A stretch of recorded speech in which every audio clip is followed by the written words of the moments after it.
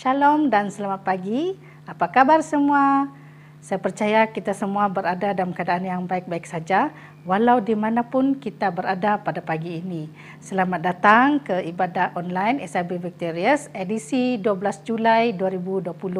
Baiklah, sebelum kita meneruskan ibadah online kita pada pagi ini, mari kita sama-sama datang kepada Tuhan di dalam doa, dan saya akan pimpin kita, dan mari kita berdoa.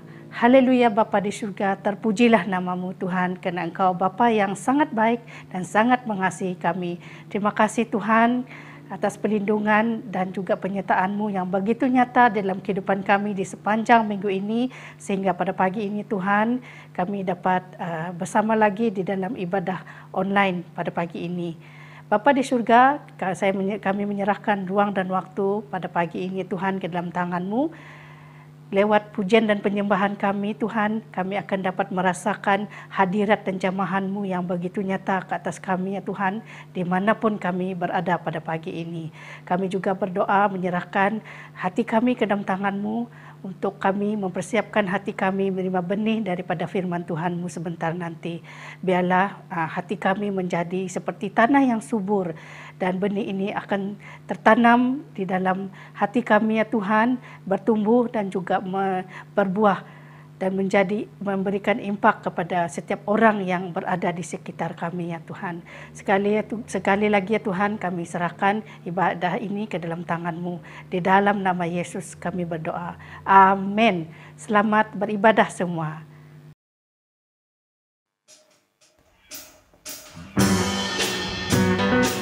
Mari kita memuji Tuhan. Kita nyanyikan lagu ini sebagai pujian kita pada pagi ini.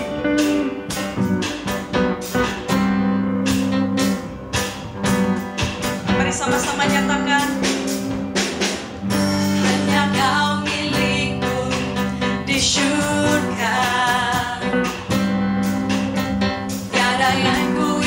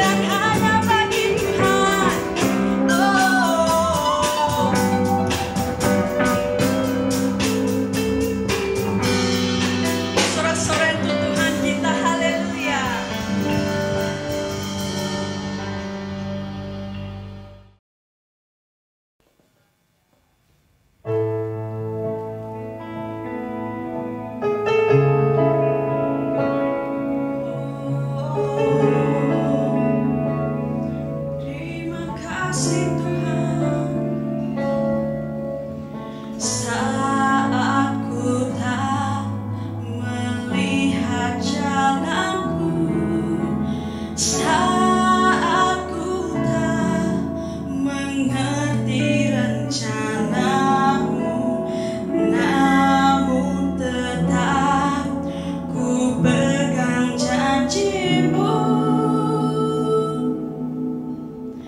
Pengharapanku hanya padamu. Mari cuma sekali lagi kita katakan di hadapan Tuhan.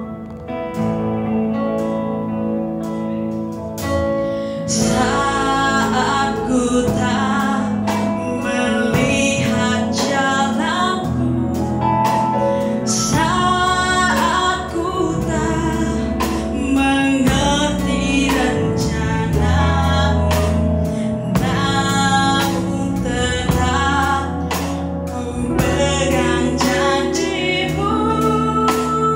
Pengharapanku hanya padamu. Katakan, hatiku percaya, hatiku percaya,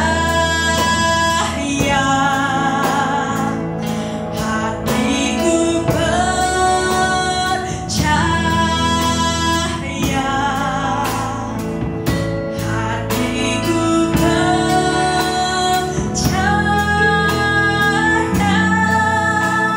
selalu ku percaya.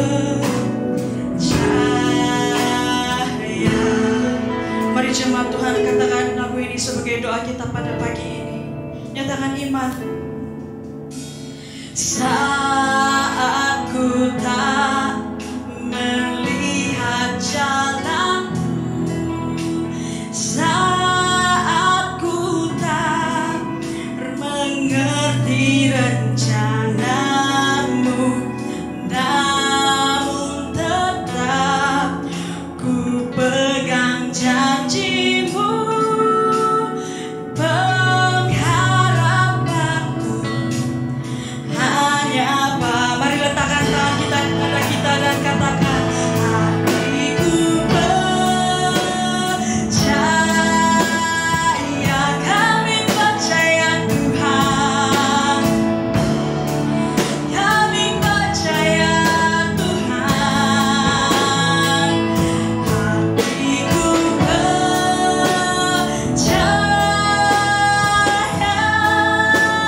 selalu ku percaya. Angkatkan imanmu, katakan, hatiku percaya, kami percaya Tuhan, janjimu. Terima kasih Tuhan,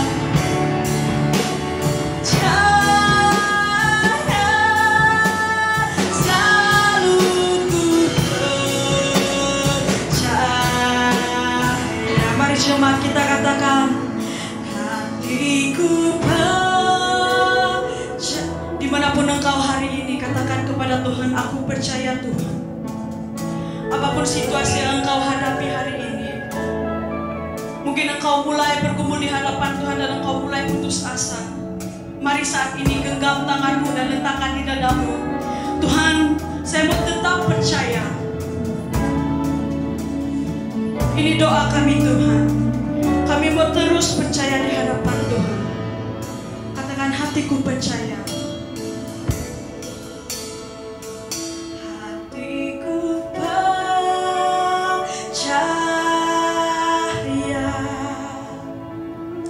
hatiku percaya,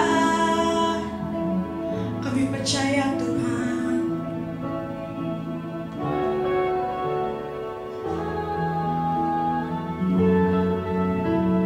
Selalu ku percaya.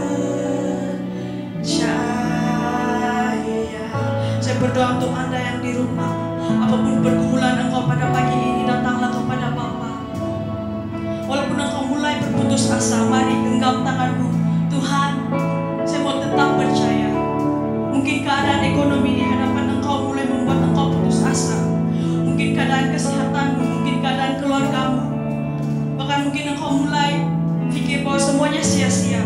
Mari hari ini angkat hatimu, angkat jiwamu, letakkan di dadamu dan katakan, Tuhan kami percaya.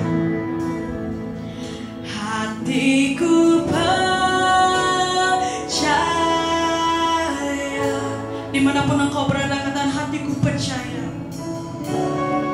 Kami percaya Tuhan, ini doaku. Cahaya selalu ku percaya. Kami isyaratkan, hatiku percaya. Kesembuhan sudah berlaku Tuhan, pengharapan dan kebenaran Engkau sudah sediakan Tuhan.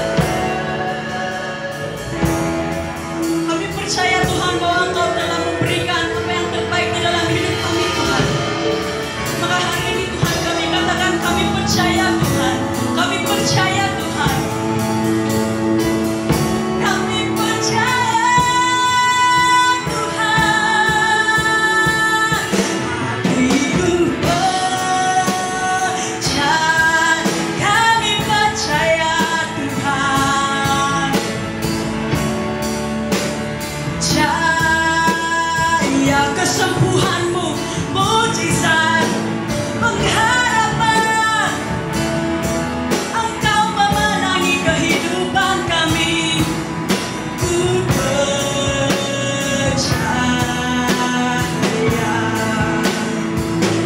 Hatiku percaya,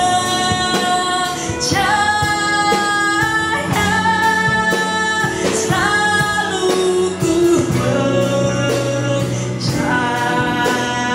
Mari jemaat katakan, hatiku percaya,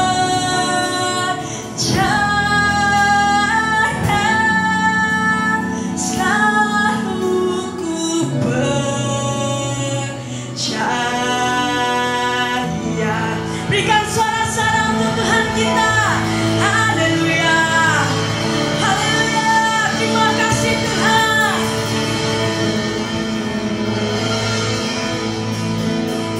Di dalam nama Yesus kami telah menaikkan semuanya di hadapan Engkau Tuhan. Amin.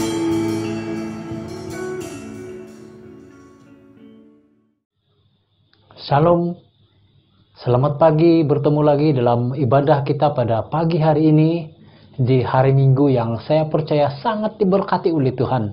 Dan saya yakin dan percaya semua kita sepanjang hari-hari yang lalu telah menikmati kebaikan Tuhan, telah menikmati pertolongan Tuhan, dan saya percaya sungguh-sungguh bahwa ada banyak pekerjaan Tuhan yang ajaib yang kamu telah alami.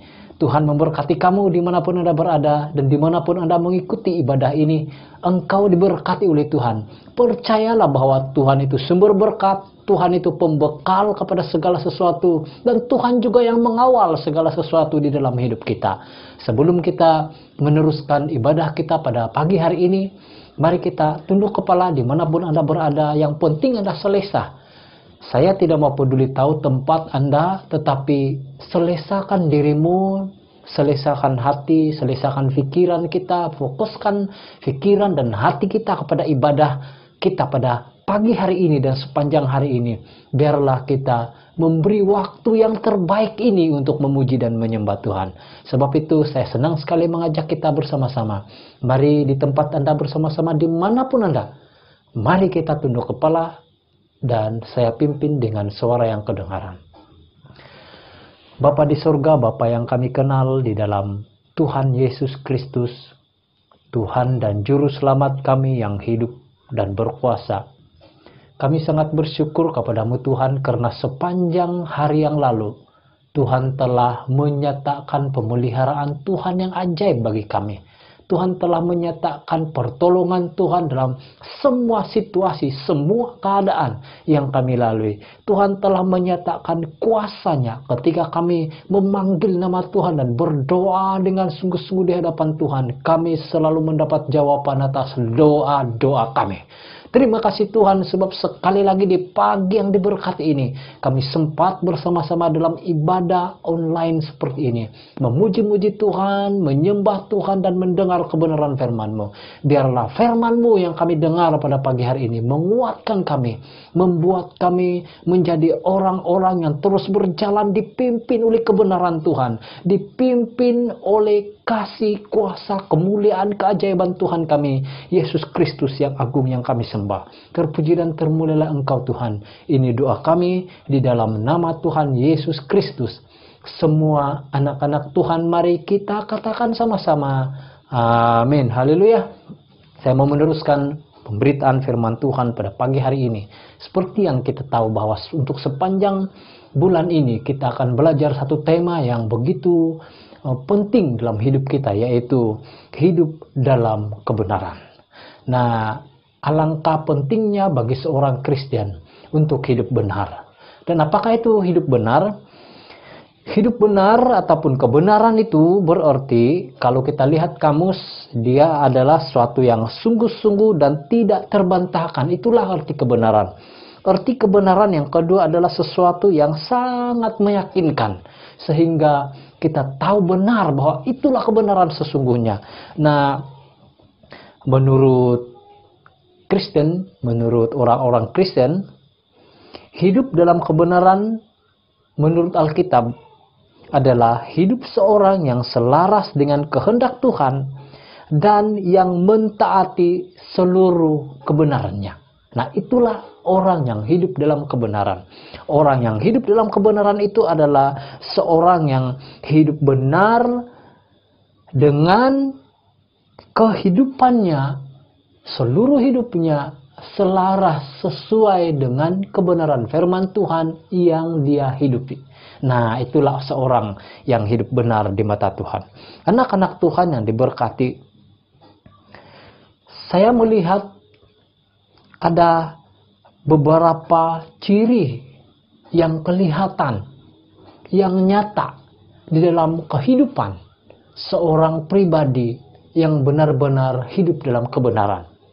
Ciri-cirinya adalah yang pertama, seperti yang sudah selalu saya sebutkan kepada kita, tetapi mungkin Tuhan menghendaki sesuatu sehingga perkara ini tidak pernah lari dari pikiran, dari hati saya ketika saya berdoa. Apa yang perlu saya sampaikan firman Tuhan, selalu perkataan ini yang datang kepada saya itu mempraktikkan atau menghidupi kebenaran firman Tuhan.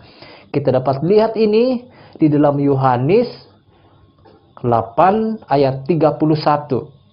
Di sini berkata begini, maka katanya, ini kata Yesus, maka katanya kepada orang-orang Yahudi yang percaya kepadanya, jikalau kamu tetap dalam firman-Ku, kamu benar-benar adalah murid-Ku. Ini sebenarnya ayat 30 hingga 36 ini bicara tentang kebenaran yang memerdekakan. Di ayat 31 ini, Tuhan Yesus mengkhususkan ayat ini kepada orang-orang Yahudi yang telah menjadi percaya kepadanya, yang ada di tempat itu ketika Tuhan Yesus menyampaikan Injil atau berita baik kepada semua orang. Nah, saya yakin dan percaya firman Tuhan itu tidak dapat dibatasi, dan firman Tuhan ini juga khusus untuk saya dan saudara di zaman kita hari ini. Kalau kita orang yang percaya kepada Tuhan, hal ini penting bagi kita, yaitu kita tetap dalam firman Tuhan. Hidup kita harus tetap dalam firman. Nah, apakah artinya tetap dalam firman? Saya mau mensederhanakannya dengan perkataan begini, mengimani dan melakukan apa yang diimani. Tentu, of course, itu memang berbicara tentang firman Tuhan. Mengimani firman Tuhan dan melakukan apa yang diimani. Nah, jadi kalau begitu, ada satu istilah yang dikatakan oleh Yakobus, berkata begini, iman tanpa perbuatan pada hakikatnya adalah mati. Mengapa dikatakan begini? bukankah iman itu anugerah Tuhan sehingga iman itu tidak boleh dikatakan mati? Nah, benar iman itu memang anugerah Tuhan. Kamu tidak boleh tiba-tiba beriman tanpa anugerah daripada Tuhan. Iman itu pemberian Tuhan. Tetapi bagaimana seseorang itu dibuktikan bahwa dia benar-benar telah menerima iman yang daripada Tuhan? Begini caranya. Dia memperlihatkan imannya melalui perbuatannya. Nah, ini dia. Seorang yang percaya Tuhan, seorang yang berkata saya beriman kepada Tuhan, tetapi tidak memperlihatkan dalam hidupnya bahwa dia itu beriman pada Tuhan, itu bukan beriman namanya. Jadi jelas bagi kita pada pagi hari ini bahwa orang yang mempraktikkan kebenaran firman Tuhan itulah yang benar-benar beriman. Orang yang melakukan, menghidupi, dan mengerjakan firman Tuhan dalam hidupnya itulah orang yang beriman. Jadi anak-anak Tuhan yang diberkati, mari kita benar-benar menjadi pribadi-pribadi yang sungguh-sungguh mengerjakan, mempraktikkan firman. Saya tahu di dunia kita hari-hari ini, kita sering dihalang-halangi oleh keadaan kita sehingga kita sukar untuk mempraktikkan kebenaran firman Tuhan. Tetapi dorongan saya adalah apapun halangannya, apapun rintangannya, tanggung jawab kita adalah melakukan kebenaran firman Tuhan sehingga banyak orang-orang yang tidak percaya Tuhan pun akan melihat bahwa ada perbedaan antara kita orang-orang beriman dengan orang-orang yang tidak beriman. Anak-anak Tuhan, mari mulakan hidup kita. Biarkan hidup kita ini dikendalikan oleh firman. Orang yang dikendalikan oleh firman, di dalam pikirannya adalah firman Tuhan. Pikirannya penuh dengan firman dan hatinya penuh dengan firman. Dia akan bertindak sesuai dengan kebenaran firman Tuhan. Nah, ini ciri yang pertama. Ciri yang kedua yang saya lihat daripada seorang yang benar-benar hidup dalam kebenaran adalah dia adalah orang yang tidak memanipulasi firman untuk agenda pribadi. Ada satu kisah yang menarik yang telah dialami oleh Tuhan Yesus Kristus sendiri ketika dia berpuasa di padang gurun. Kisah itu berada di Matius bab 4 ayat 1 hingga 11. Apa yang sangat menariknya di sini adalah ada 2 kali iblis mengutip firman Tuhan. Dan Tuhan Yesus tidak pernah berkata di mana-mana ayat di situ bahwa kamu kutip ayat yang salah, tidak. Berarti iblis memang kutip ayat yang benar. Tetapi iblis kutip ayat itu untuk kepentingannya, untuk agenda pribadinya. Nah, itu yang salahnya di situ. Jadi, bahayanya memanipulasi firman itu kita seperti si iblis, minta maaflah, tetapi seperti si iblis tadi yang juga menggunakan ayat firman Tuhan itu untuk kepentingannya, untuk hal-hal bagi dia. Di ayat 3, iblis berkata, ada tertulis. Di ayat 6, di dalam Matius bab 4 ayat 1 hingga 11 ini, iblis sekali lagi berkata, ada tertulis. Anak-anak Tuhan yang diberkati, hari-hari ini oleh karena perkembangan semasa dan ada banyak kita senang untuk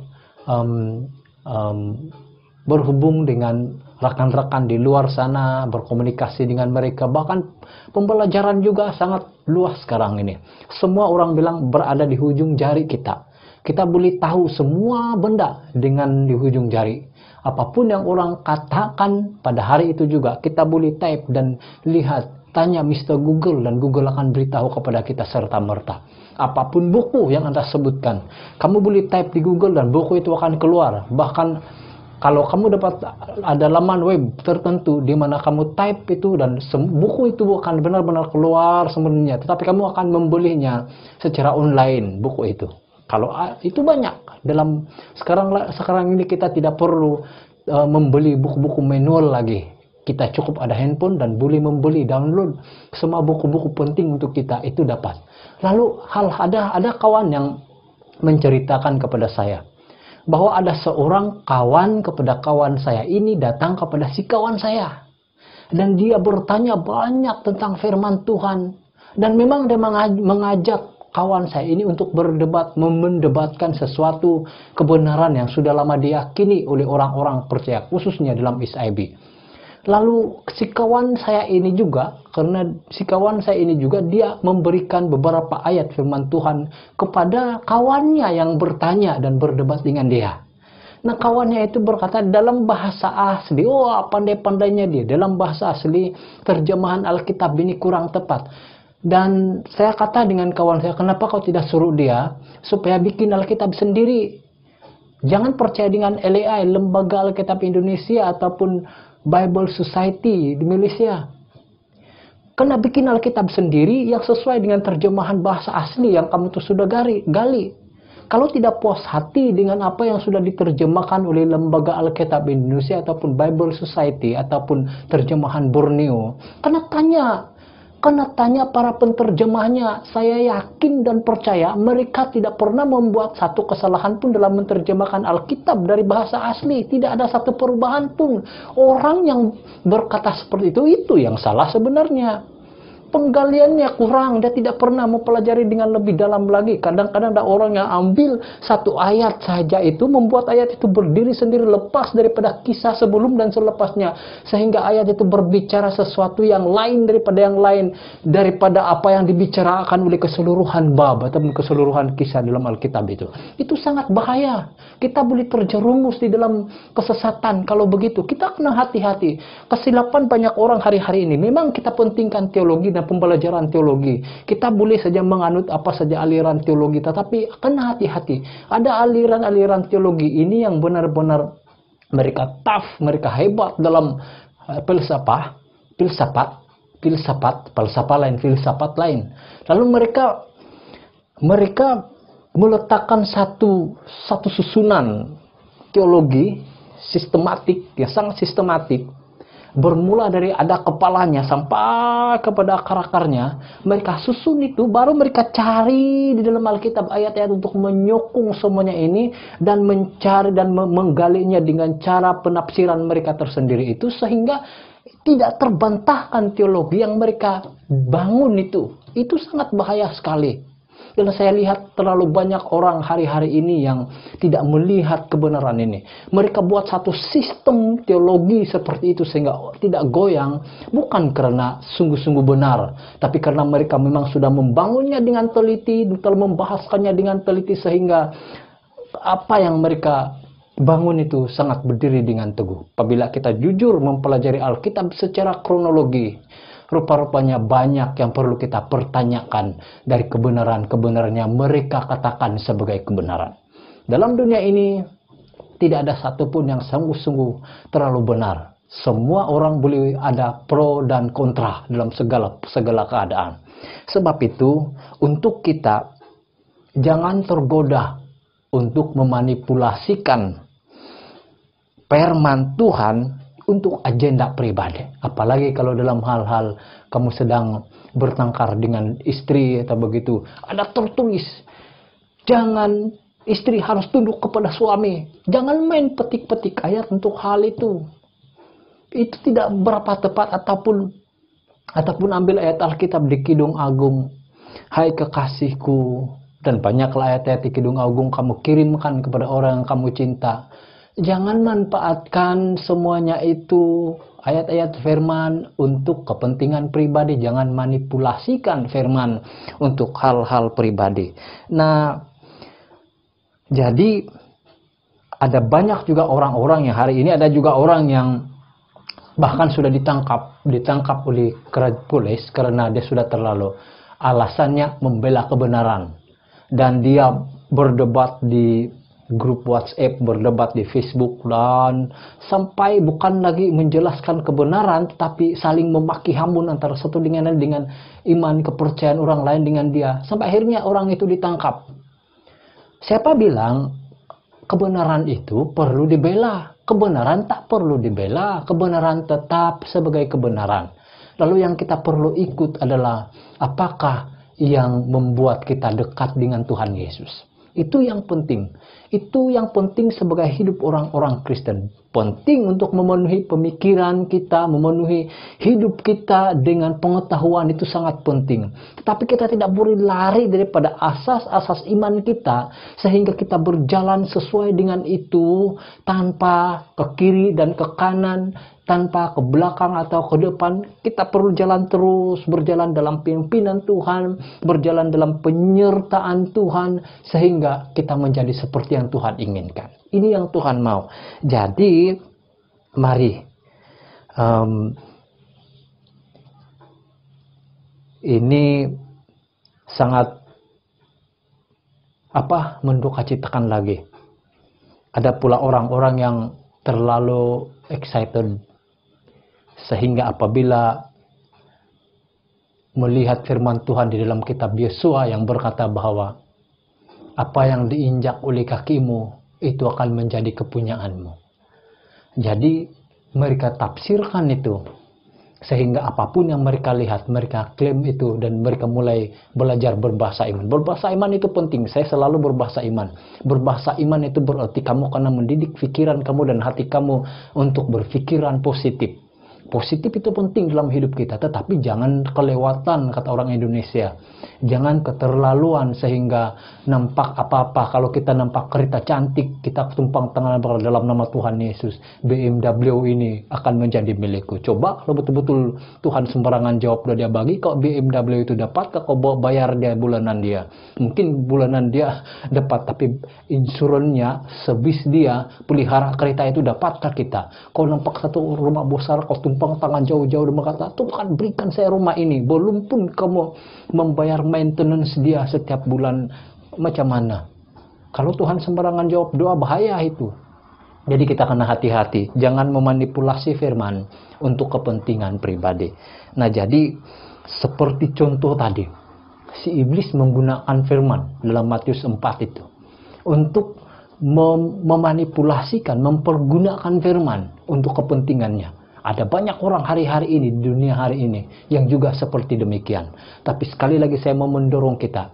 Sebab saya melihat orang yang hidup dalam kebenaran itu, dia tidak memanipulasikan firman. Tetapi dia tunduk kepada firman, dia akan berjalan sesuai dengan kehendak Tuhan, sesuai dengan kebenaran firman. Dia akan berkata dalam hatinya bahwa dia mau taat. Seorang yang benar-benar hidup dalam kebenaran adalah dia dipenuhi dengan penundukan diri di hadapan Tuhan. Itu sangat penting untuk kita mengerti. Dan yang ketiga, orang yang hidup dalam kebenaran, cirinya yang saya lihat adalah peka dengan suara Tuhan. Tetapi jangan, ini kita dapat lihat pula di dalam Kisah Rasul 8, Kisah Rasul pasal 8 ayat 26 hingga ayat 40. Ini kisah Filipus dengan seorang sida-sida dari Ethiopia. Nah, kita melihat di sana, saya mau menceritakan dengan cara saya sendiri. Filipus dibangunkan oleh malaikat. Dan malaikat itu berkata, bangun dan berangkatlah. Lalu Filipus pun menurut apa yang malaikat itu katakan. Di ayat 29, sekali lagi Filipus menunjukkan bahwa dia peka dengan suara roh, sehingga ketika ada roh datang kepada dia, berkatalah roh kepada Filipus, pergi ke situ dan dekat kereta itu. Saya percaya bahwa saya telah melihat beberapa penafsiran. Ada penafsiran yang berkata betul-betul malaikat dengan nyata datang kepada Filipus dan membangunkan dia secara nyata ketika Filipus sedang tidur. Tapi ada juga penafsir yang lain yang mengatakan bahwa malaikat itu muncul dalam mimpi Filipus dan berkata, bangun, pergilah ke tempat yang saya tunjukkan ini. Ini bezanya. Jadi apa yang saya memberitahu kepada kita pada pagi hari ini adalah kita kena seorang yang benar-benar hidup dalam kebenaran itu, dia selalu peka dengan suara Tuhan. Tetapi jangan salah, peka dengan suara Tuhan itu bukan mencari-cari suara. Jangan pula kau cari-cari suara, oh, apa Tuhan, apa kau berbicara pada saya pada hari ini, apa tuh Tuhan, berbicaralah, lalu kau mendengar bunyi cicak saja kau dengar. Itu bukan begitu maksudnya. Tetapi kadang-kadang Tuhan akan berbicara kepada kita ketika kamu mendengar firman, ketika kamu membaca firman, ketika kamu melihat video khotbah di mana-mana, adakah di FB atau di YouTube atau di mana-mana sumber, di tempat di mana kamu mendapat mendengar dan menonton orang yang menyampaikan firman. Jadi Tuhan selalu berbicara begini. Kadang-kadang juga seperti Tuhan berbicara kepada kamu melalui nasihat-nasihat orang tua, ibu bapak kita, saudara marah kita, pastor kamu, pemimpin-pemimpin gereja, mungkin mentor kamu. Tuhan berbicara kepada Anda. Kadang-kadang Tuhan berbicara kepada kamu melalui anak kamu, melalui istri kamu, melalui suami kamu juga sendiri. Ada banyak cara Tuhan untuk memberitahu kepada kita. Khususnya ketika kita berada di satu tempat atau satu keadaan di mana kita memerlukan satu ide, sesuatu keputusan yang perlu kita ambil. Selalu Tuhan akan bersuara kepada kita.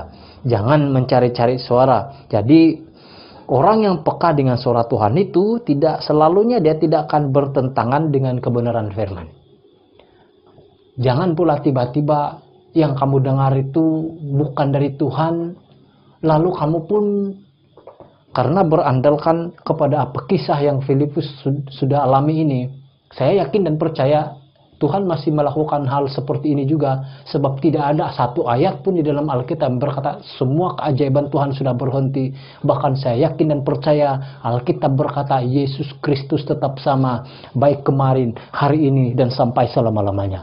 Kalau Yesus Kristus tetap sama kemarin, hari ini, dan sampai selama-lamanya, itu berarti bahwa Dia tidak pernah berubah. Kalau Tuhan Yesus tidak pernah berubah, kuasanya tidak pernah berubah, mukjizatnya juga tidak pernah berubah, dan pekerjaannya tidak pernah berubah. Nah, saya yakin Tuhan masih melakukan hal itu. Tetapi jangan pula kamu karena berandalkan kepada kisah Filipus ini kamu sedang mencari-cari suara. Itu bukan begitu maksudnya. Tetapi seperti yang saya katakan tadi, suara Tuhan selalu datang ketika kamu mempelajari firman, ketika kamu merenungkan firman Tuhan, ketika kamu berdoa, ketika kamu menyembah Tuhan, ketika kamu datang kepada Tuhan dan berkata haleluya,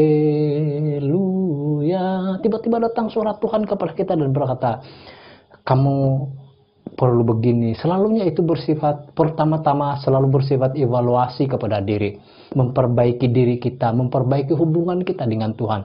Selalu suara Tuhan itu berbicara tentang apa yang perlu kita buat untuk lebih dekat dengan Tuhan. Itu selalu akan terjadi, dan selalu Tuhan membuat kita menyentuh hati kita sehingga kita mentaati Dia. Kita benar-benar hidup dalam ketaatan firman Tuhan. Dan saudara, saya yakin begini, selalu mendahului ketaatan, kekudusan, dan mendahulukan kedaulatan Tuhan. Orang yang peka dengan saudara tidak akan langgar dinding.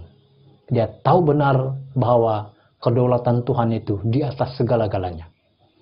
Dan dia selalu tunduk kepada Tuhan yang berdaulat atas hidupnya. Dan dia akan penuh dengan penyerahan, penuh dengan kesungguhan untuk betul-betul mentaati kebenaran Tuhan dan hidup di dalam kekudusan. Anak-anak Tuhan yang diberkati, inilah yang saya lihat.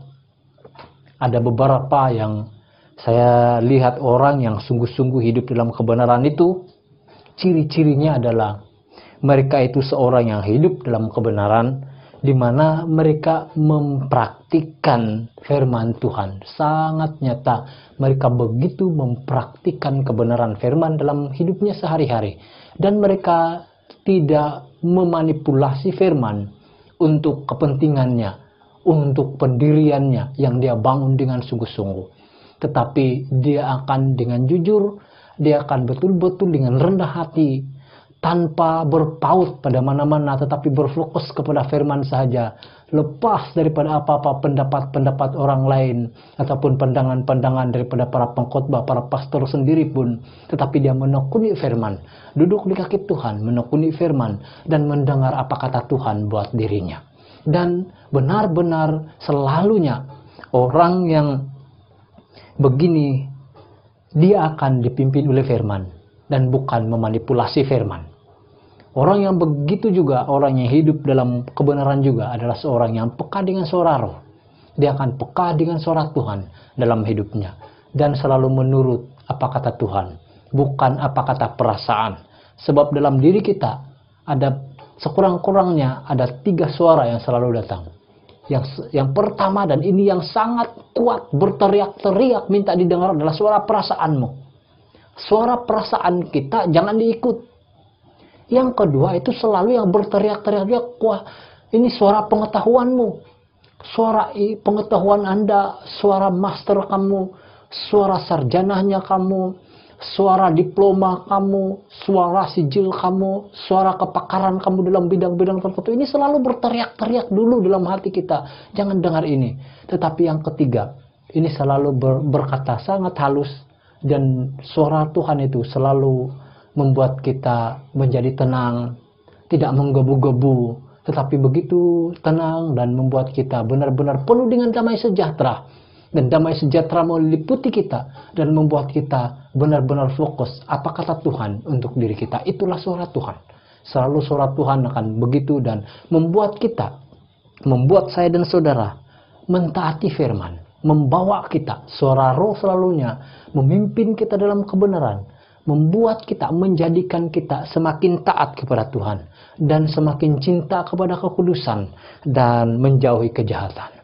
Kita akan takluk kepada kebenaran firman dan firman Tuhan yang berkuasa atas kita. Saya berdoa supaya firman Tuhan yang kita dengar hari ini benar-benar kita tanam dalam hati kita. Mulailah bangun hidup kita dengan menjadi seorang pribadi yang hidup dalam kebenaran. Dan orang yang hidup dalam kebenaran seperti yang kita sudah pelajari tadi itu selalunya ada 3 ciri yang seperti yang kita pelajari. Biar itu pelan-pelan kita buat dalam diri kita. Nah, kita mulai langkah kita untuk menghidupi firman.